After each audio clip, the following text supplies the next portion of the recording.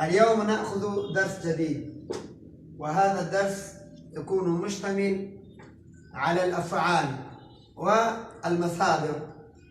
يعني نحن لو أردنا أن نستعمل كلمة الأفعال، فكيف نستعمل هذه الأفعال في الجمل، وكيف نعرف الفعل والفعل المضارع والأمر والنهي واسم الفاعل. جيد. اليوم نأخذ فقط هذه الأشياء الخمسة. أول بلوغ مثلا، أول نأخذ مصدر هذه الأفعال، ثم نأخذ الفعل، ثم نأخذ فعل المضارع، ثم الأمر، ثم النهي، ثم اسم الفاعل. فهمتم؟ فانظروا هناك. أولا نحن كتبنا المصدر، كتبنا نصرا. ايش؟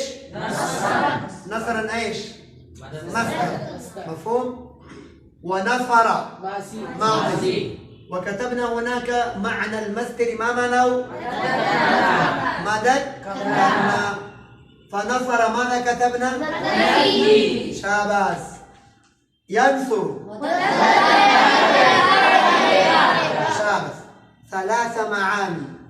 ما ذكرتاه كرهاه كما شرحت هذه الكلمة أمامكم. انصر لا تنصر. ناصر. جيد.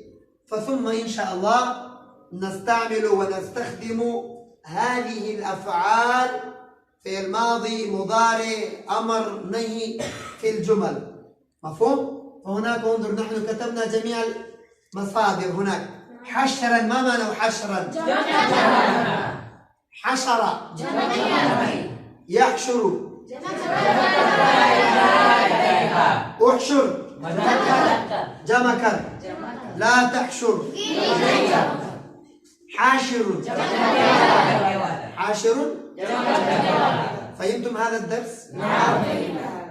سنلتقي فيما بعد إن شاء الله غدا. جزاكم الله خيرا.